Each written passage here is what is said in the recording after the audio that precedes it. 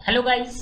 तो फिर से हम एसक्यूएल कोर्स पर आ गए हैं और आज जो एसक्यूएल कोर्स में हम बात करने वाले हैं वो बहुत ही ज़्यादा इम्पॉर्टेंट चीज़ पर है कि भाई आखिर हमें कैसे जो है हम जो है एक डेटा को से बनाते हैं अपनी रिक्वायरमेंट्स के अकॉर्डिंग ईआर मॉडल जो हमें हेल्प करता है स्कीमा बिल्डिंग में। तो वही चीज़ जो है मैं इस वीडियो के थ्रू बताने वाला हूँ।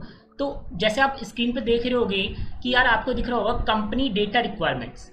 बेसिकली कि कंपनी डेटा रिक्वायरमेंट्स क्या होती है हमारी, कि जो हमारी कंपनी को जिस टाइप का स्कीमा बिल्डअप करना है। जैसे कंपनी को ऑर्गेनाइज करना है ब्रांचेस में, जिसमें हर एक ब्रांच का एक यूनिक नंबर हो, नेम हो, पर्टिकुलर एम्प्लॉय जो है वो मैनेज करे उसे, कंपनी जो है वो मेक करे by selling to the client. तो एक हमारा क्लाइंट्स का हो जिसमें क्लाइंट्स की एक यूनिक नंबर हो उसे आइडेंटिफाई करने के लिए कि आखिर वो क्लाइंट कौन सा है, एक नेम हो, the foundations of company to its employ हो हमारी, कि each company has their name and sex and salary for the unique number.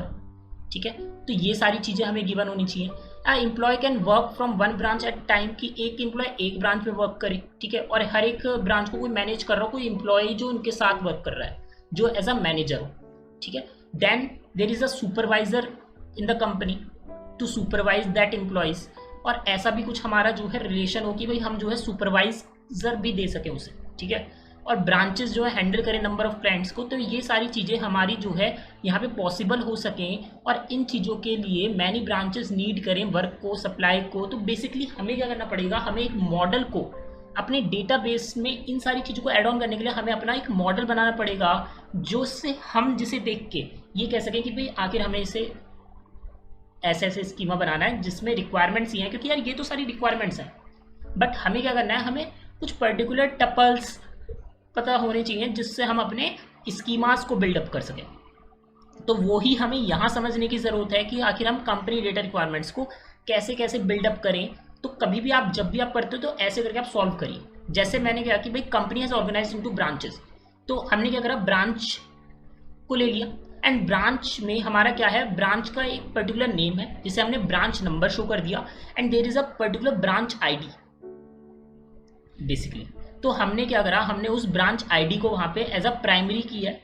ठीक है, नेक्स्ट इज अवर क्लाइंट।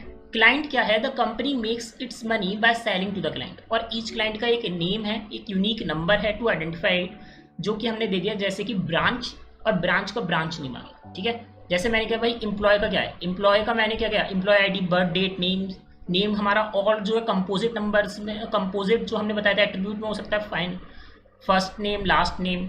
ठीक है, और एज हमारा ड्राइव है जो कि हमारा बर्थ ऑफ डेट से ड्राइव है। ठीक है, और इसके बाद हमारा क्लाइंट, क्लाइंट नेम आपको दिख रहा होगा। ठीक है, तो इस तरीके से हमने जो है ये सारी चीज़ें आइडेंटिफाई कर दी। अब आता है कि यार एम्प्लॉयज़ वर्क्स कौन कौन सी ब्रांच के साथ कर रहे हैं, उसके लिए हमने क्या लगाया, एक कहीं ना कहीं आइडेंटिटी के लिए हमने क्या लगाया, वर्क्स फॉर। और वर्क्स फॉर के लिए क्या है, ये दोनों टोटल पार्टिसिपेशन है। क्योंकि यार जब किसी ब्रांच के साथ एम्प्लॉय वर्क कर रहा है तो ब्रांच का भी टोटल पार्टिसिपेशन आएगा और एम्प्लॉय का भी। लेकिन एक ब्रांच का मैनी एम्प्लॉयज़ के साथ सकता है, और मैनी एम्प्लॉयज़ का एक ब्रांच के साथ जो है वर्क्स फॉर हो सकता है। इसलिए हमने जो है इसको जो है टोटल पार्टिसिपेशन में और 1 to n कार्डिनलिटी में जो है इसे फॉर्म करा है। ठीक है गाइज, तो ये भी चीज़ आपको आई थिंक समझ में आई होगी कि कैसे हमने ब्रांच वाली चीज़ को दिखाया इसमें, कि employ can work for one branch at a time, कि एक एम्प्लॉय एक ही ब्रांच के लिए वर्क कर सकता है। ठीक है, और ये जो है हमने थोड़ी सी चीज़ें आपको इसमें दिखाई, है ना। नेक्स्ट इज अवर, अब क्या होता है कि यार उस ब्रांच का कोई मैनेजर होगा और एम्प्लॉयज़ का भी मैनेजर होगा। ठीक है, तो वहाँ पे हमने मैनेजर्स का एक वो बनाया कि हर एक ब्रांच में एक मैनेजर होगा जो कहीं ना कहीं से स्टार्ट कर होगा, कि यार इस करंट टाइम से हम उसे ट्रैक कर सकते हैं कि वो मैनेजर बना। तो उसके लिए हमने एक स्टार्ट डेट दे दी। और हर एक एम्प्लॉय का एक ही मैनेजर होगा जो उसे मैनेज कर होगा, तो 1 to 1 कार्डिनलिटी होती है ब्रांच की भी। लेकिन ब्रांच को मैनेज करने के लिए वही बनता है, तो टोटल पार्टिसिपेशन बनता है, और इसके लिए हमें पार्शियल पार्टिसिपेशन हम जो है बना सकते हैं। इसलिए हमने सिंगल लाइन वहाँ पे डिनोट करी है और वहाँ पे हमारी डबल लाइन है।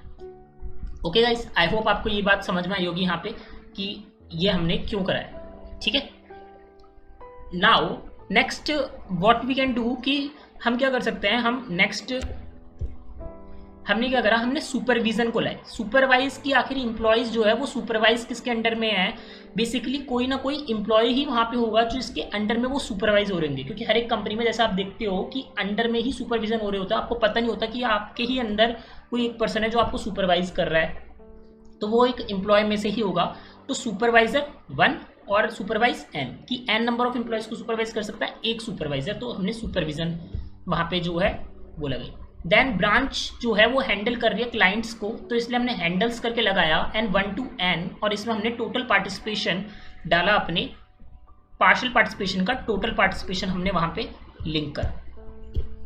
ठीक है guys. Next is our works with, कि हमारे क्लाइंट्स जो हैं वो वर्क्स कर रहे हैं एम्प्लॉयज़ के साथ